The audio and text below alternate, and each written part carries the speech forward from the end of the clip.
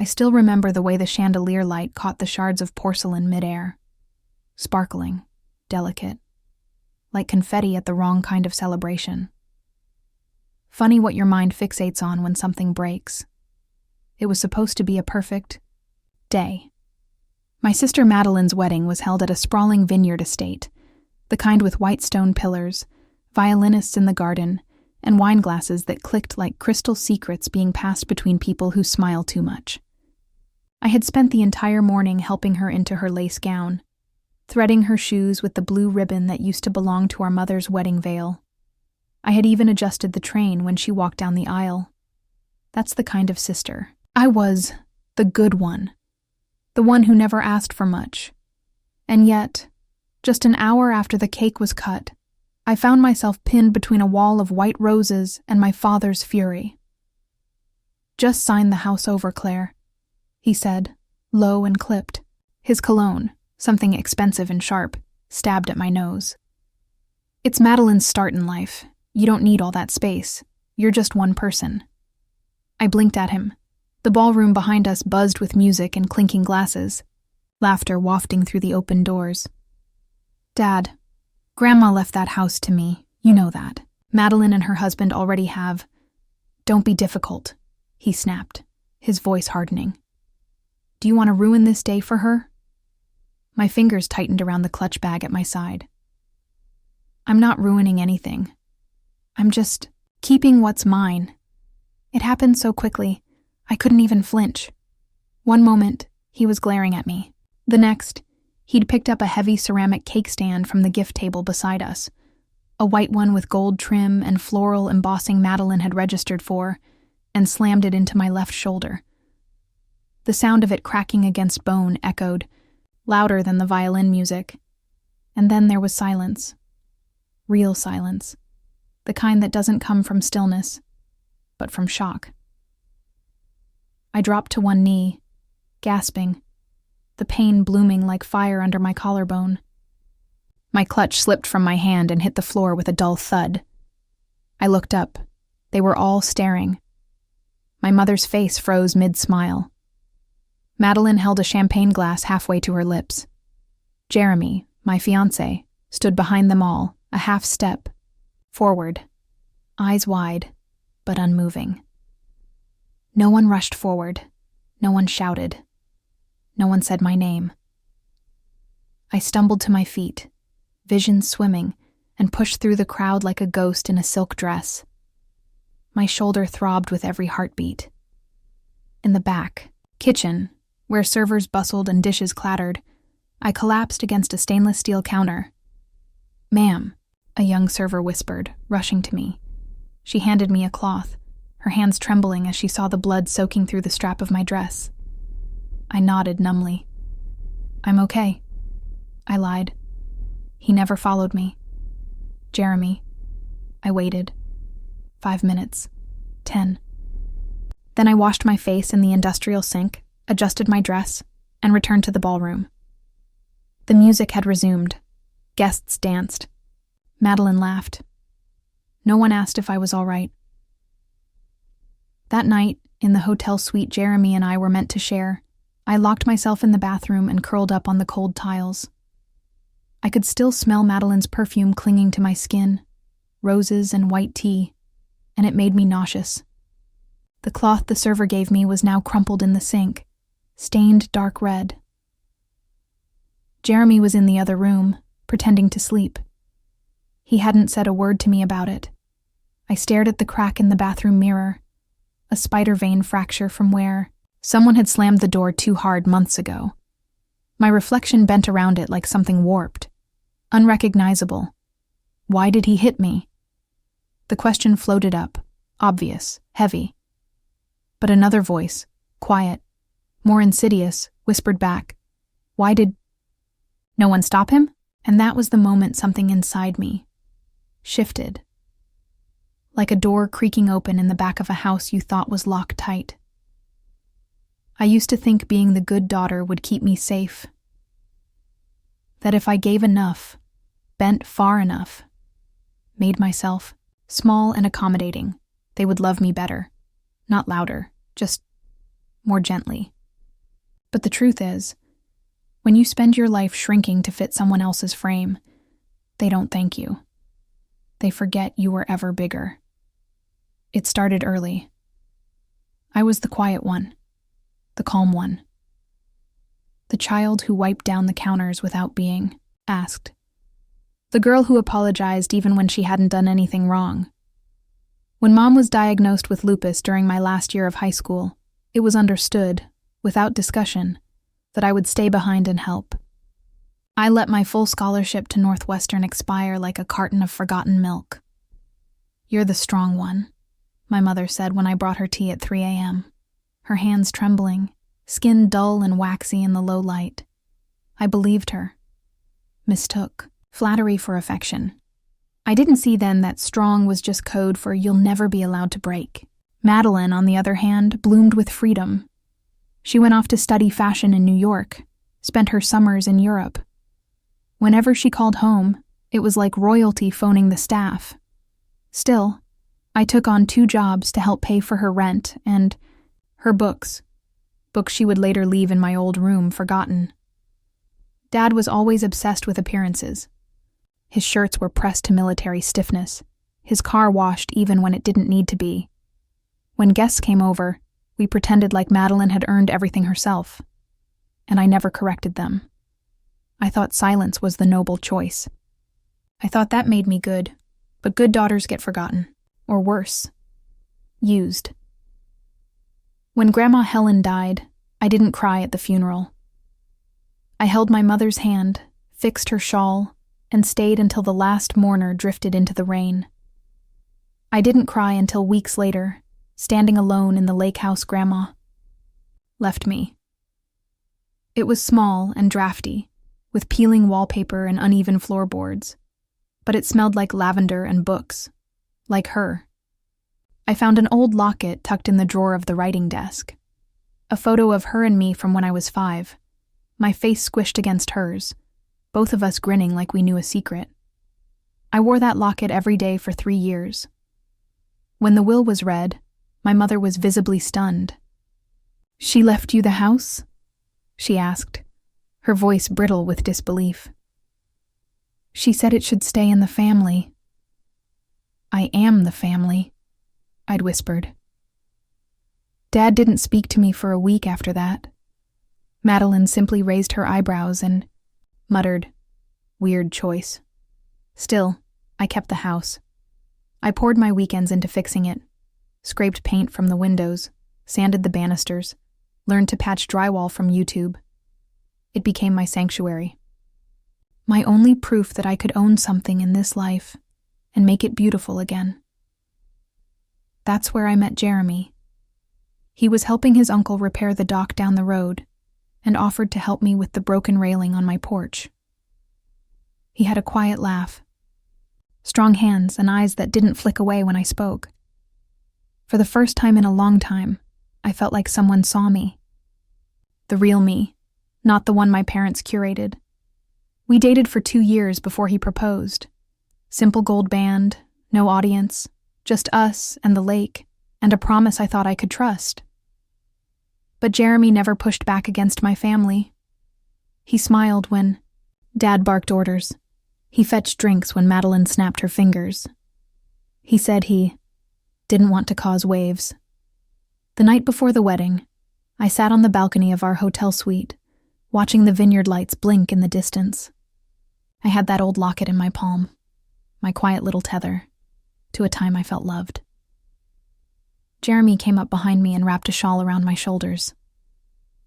"They're going to ask again, you know," he said softly. "About the house?" He nodded. I think it might be better if you gave them what they want. For peace." I turned to him. "Peace for who, Jeremy?" He didn't answer. That was the moment I realized something I hadn't let myself admit before. I had built my life around people who only loved me when I made things easier for them. I had bent and bent and bent until I didn't recognize the shape I'd become. And even the man who said he loved me wanted me to stay bent. I stared at the lake house key on my bedside table that night, the one with the chipped enamel keychain shaped like a star. Grandma gave it to me when I was 16. It used to symbolize possibility. Now, it felt like my only anchor. They called it a family meeting, no warning, no polite text. Just a knock on the door around noon, and when I opened it, they came in like a wave. My father with that crisp, commanding air, Madeline in designer heels and overdone perfume. Mom trailing behind with a Tupperware of lemon bars like this was Sunday brunch. And Jeremy, silent as a ghost in his navy button-down, eyes fixed somewhere just above my head. I should have known. Should have felt the tremor in the floorboards, or smelled the storm behind their pleasantries. But I invited them in, because that's what good daughters do. They gathered around the living room like a jury. I sat on the edge of the armchair, that same old locket resting against my collarbone, the scent of fresh paint lingering from the touch-up I did last week. This house had always smelled like me, like the life I was still building.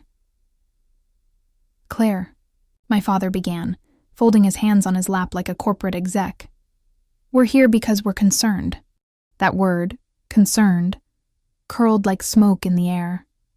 Concerned, I repeated, my voice dry. Madeline and Thomas are starting their life together. They're going to need space. Real space.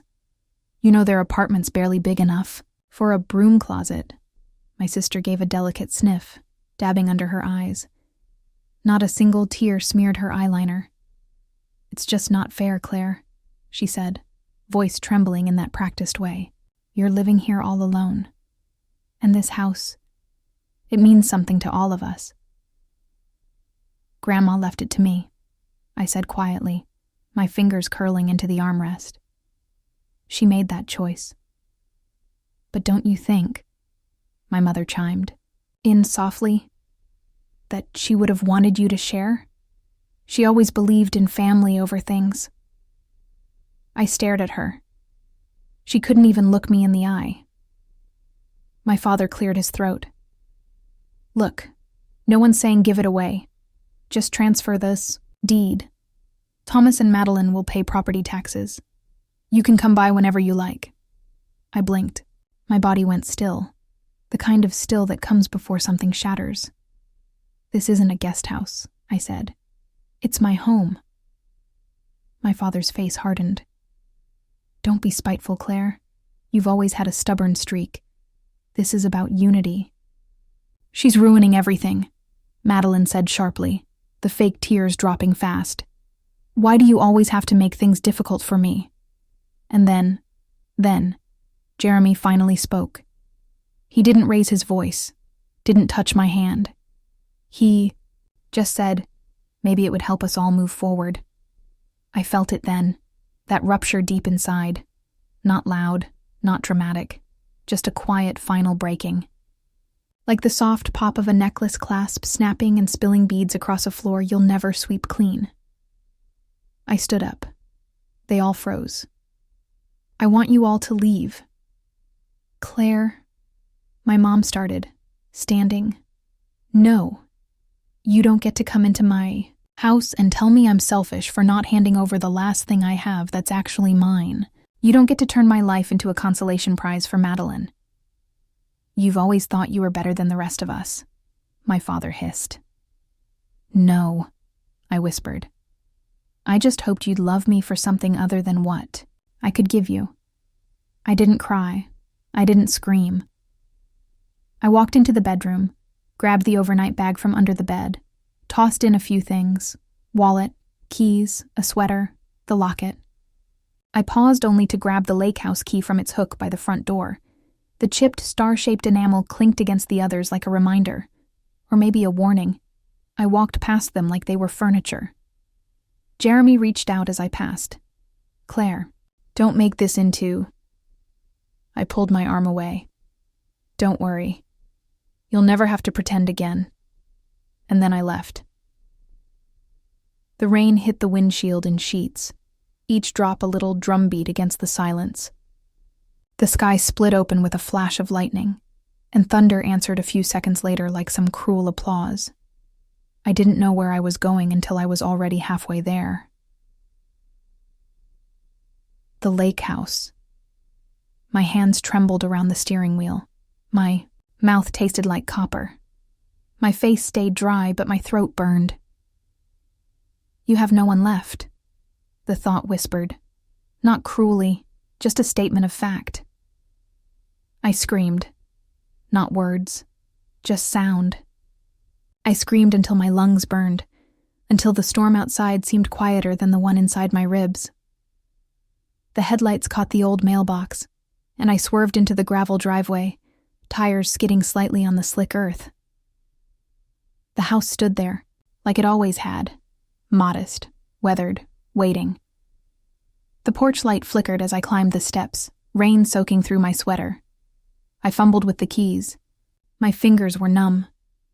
When the door finally clicked open, I stepped inside, dropped my bag, and locked it behind me. I stood in the entryway for a long time, dripping, shaking, the locket warm against my chest like a heartbeat that wasn't mine, and then I collapsed, right there on the floorboards, curled up like a child. The sobs came quiet at first, then louder, like something had cracked open and let the sea inside. I cried until I couldn't feel my hands, until my body felt hollow and clean and broken all at once, because I understood now. All of it. Even love.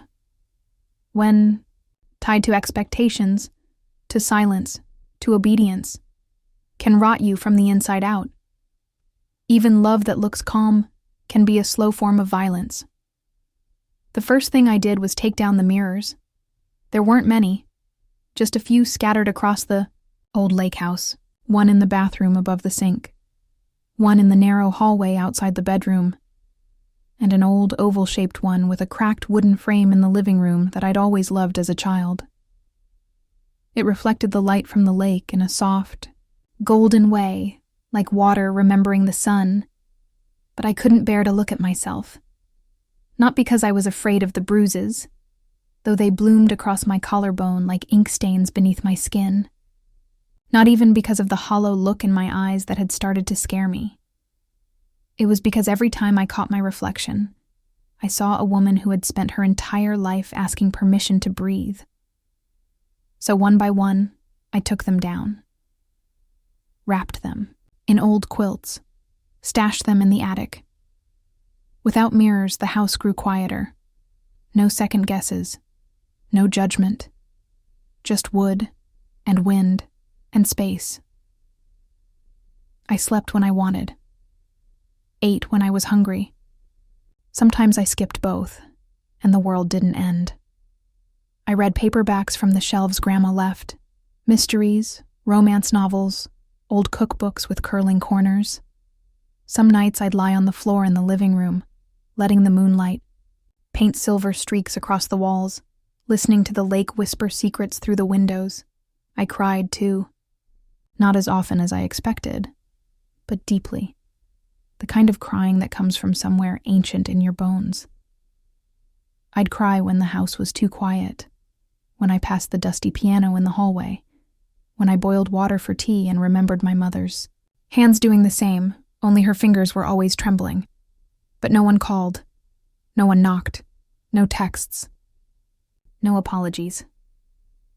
And slowly, that silence, once unbearable, became a kind of music.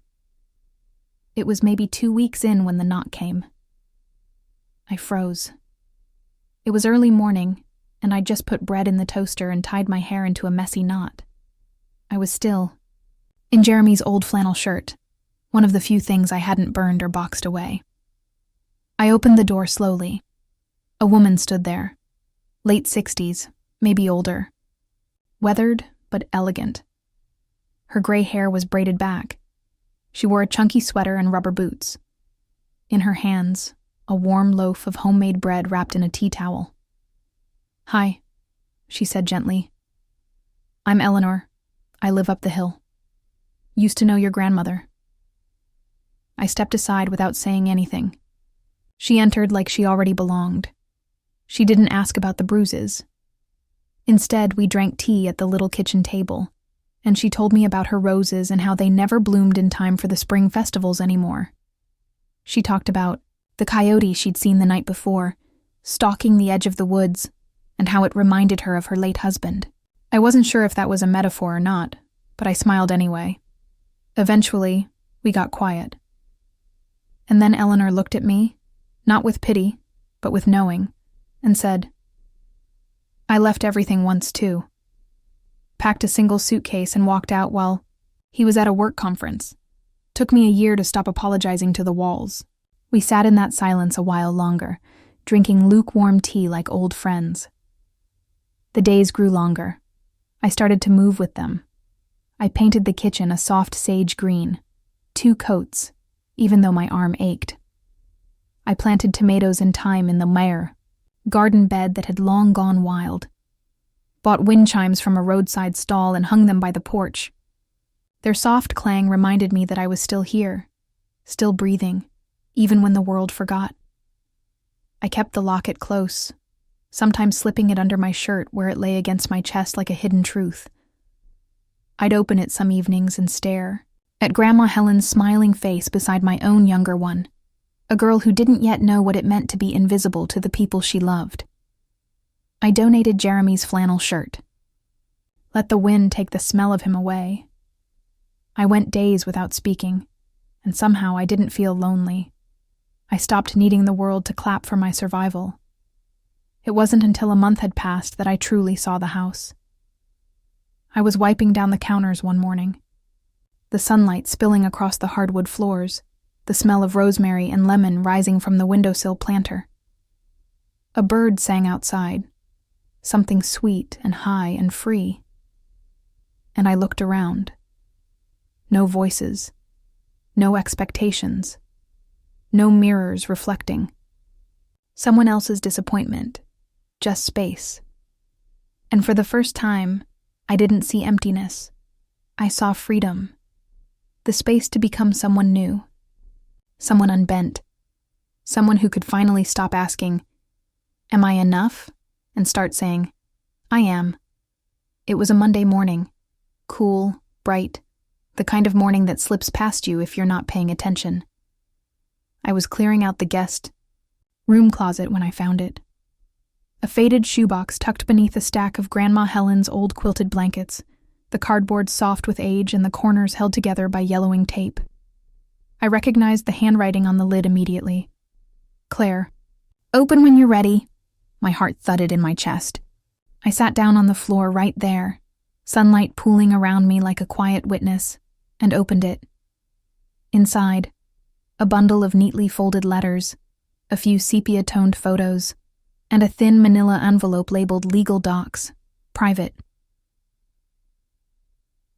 The first letter was addressed to me, in Grandma's delicate script, the kind that curved like she was writing music. "This house is yours. Not to share, not to give, to keep you safe. I saw the way they looked at you, like you owed them something just for existing. You don't. Love is not a transaction. This place is your inheritance, not just in bricks, but in breath." I read that letter 3 times before I cried. Not the kind of tears I'd wept on the floor weeks ago. Those had come from emptiness. These came from something deeper. Recognition.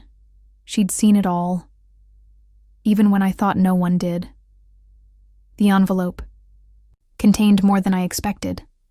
Copies of the property deed, her will, and, tucked between legal jargon, a rejection letter from a real estate firm. Apparently, 2 weeks after Grandma's funeral, my father had tried to have the deed transferred into his name. The letter was dated and stamped with an official decline. He'd already tried to steal the house once. He just hadn't counted on Grandma being smarter than him. I sat with that truth for a long time. This wasn't just about entitlement. It was about control. About a lifelong pattern of taking, manipulating, rewriting reality to suit their narrative. And I had let it happen for years, smiled through it, thanked them for crumbs. No more. That night, I lit a candle on the windowsill and laid out everything like a puzzle. Photos of the bruises from the cake stand, screenshots of the group chat messages where Madeline called me, emotionally unstable, voicemails from my father demanding another conversation, even the photo Jeremy had posted after the wedding, smiling beside Madeline like nothing had ever cracked. I started a folder, digital and physical, a ledger, not of revenge, of truth. I found a small law office in the next town over, run by a woman named Tanya with silver-streaked hair and blunt honesty. She read my story without blinking, took my documents, asked the right questions. "This isn't just assault," she said, flipping through the photos. "It's coercion, Claire. Property intimidation. Emotional abuse." The words settled over me like warm armor. Not heavy, but solid. Finally named. When I got back to the lake house, I drafted my official statement. Not just for the court. For me. I wrote about the mirrors I took down. The way no one stopped my father. The way Jeremy's silence hurt more than the bruise. I wrote until my hand cramped, and then I wrote some more. Meanwhile, life didn't stop. Eleanor came by every Friday with bread and stories. Sometimes I helped her pull weeds from her garden. Sometimes we just sat, watching the wind stir the water and saying nothing at all. It was Eleanor who told me about the local library's restoration program. They needed help organizing old town records and repairing fragile manuscripts. Something about it appealed to me, taking broken pages and making them whole again. So I joined. The women there were kind, real. We worked with our hands, patching old bindings and flattening pages with careful heat. We talked in fragments about books and dogs and things our mothers never said. No one asked why I was there, but I knew they knew. One woman, Marta, showed me how to stitch torn spines with silk thread. She said, "It's like healing, invisible but strong." I took those words home with me. I also stopped taking Jeremy's calls. He left voicemails. "I miss you. Please call me. Don't you think we should talk?" But I deleted them without listening. I didn't need to hear him explain why he didn't defend me, or why his comfort mattered more to him than my safety. I didn't need closure from someone who watched me break and blinked. Instead, I bought a new lock for the front door. I painted the bedroom walls deep blue, the color of the lake at dusk. I tossed out the last of his things, and one evening, after I mailed the court documents, I walked into the little boutique downtown and bought myself a red dress, not fire engine red, not sexy or loud. No, it was a deep, rich crimson, velvet soft, long-sleeved, modest, but it fit like a second skin, like something that said, "I exist. I no longer owe you my silence." I hung it on the back of the door. Let it watch me become someone else. There was no announcement, no dramatic declaration. But something had changed. I stood straighter, answered calls I used to ignore, smiled without, checking if it made anyone else uncomfortable. The locket still hung around my neck, but now it wasn't a relic. It was a witness to survival, to strength, to a life reclaimed thread by thread. And beneath the calm, something stirred. Not rage, not vengeance, just the quiet certainty that the truth would be louder than anything they tried to bury. The air was thick with perfume and pink frosting. I knew the scent before I ever opened the door: sugar, roses, and entitlement. A smell that clung to Madeline like a second skin. The venue was the same vineyard ballroom where everything had broken open months ago, where porcelain had cracked against bone, where silence had roared louder than my pain. It looked different. Now, dressed in soft pastels and gauzy drapery. Balloons bobbed near the ceiling, their ribbons twitching like nervous little whispers. A welcome baby banner stretched over a table stacked with gifts wrapped in pale yellow and sky blue. And me. I walked in alone, wearing the dress, deep red, long sleeves, velvet that caught the light like blood on water. Heads turned instantly. Didn't have an invitation. I didn't need one. Gasps rippled across the room like someone had thrown a stone into still water. I heard my name in fragments, hushed, panicked, but I didn't flinch. I walked straight down the center aisle between pastel-draped tables, heels clicking with quiet authority, manila folder pressed against my chest like a shield. My father stood, near the cake, holding court as usual, flanked by old friends and newer enablers. His tie was crooked. His mouth twisted into a smile that faltered when he saw me. "Claire," he said flatly. I didn't smile, didn't raise my voice. I just stepped forward and laid the folder on the table beside him. Inside, neatly clipped and organized, a full-color copy of the original deed with Grandma's signature. A notarized letter from my lawyer outlining the timeline of attempted fraud. A printed photo of my bruised shoulder, time-stamped the night of the wedding, and the final sheet, a court summons. Civil suit, assault, property intimidation, emotional damages. He stared at it, said nothing. I finally met his eyes. "This is not about revenge," I said calmly.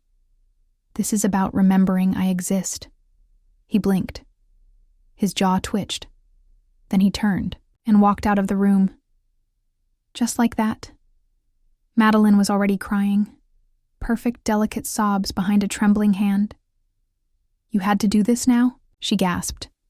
"My baby, my friends. This isn't about your baby," I said, and I waited. Long enough. My mother looked like she wanted to speak, but her lips just parted and closed again. Her eyes, rimmed in shimmer, darted between the guests. That's what mattered to her. The witnesses, the whispers behind napkins. I turned to face the crowd. Some I recognized, old neighbors, friends of the family, women who'd once sent me graduation cards with $20 bills tucked. Inside, they stared, waiting for me to crack, waiting for the scene. But there wasn't one. I held my hand steady. "Don't worry," I said, loud enough for all of them. "I'm not here to ruin a celebration. I'm just reclaiming mine." And then I turned. I didn't rush. I didn't cry. I walked out of that ballroom and into the late afternoon sun, the red dress catching the light like fire on water. The drive back to the lake house felt like exhaling after holding my breath for years. The trees blurred past in streaks of green and gold, the road familiar in a way that felt sacred. Mine.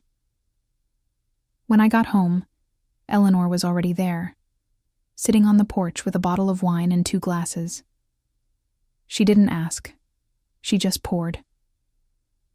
We drank in silence for a long while, the sky softening from lavender to indigo. "You wore it," she finally said, nodding at the dress. I smiled. "Felt like the day." She clinked her glass against mine. "To the day they looked away, and the woman who didn't." That night I lit a candle in the window. The lake outside was still, catching the last pink streaks of sunset. The wind chimes whispered softly behind me. I walked barefoot through the house, brushing my fingers along the bookshelves, the painted walls, the kitchen counter where I'd cried over old tea. It felt different now, whole. Not because anything outside had changed, not because I had won, but because I had stopped needing them to see me, because I finally saw myself, no mirror necessary.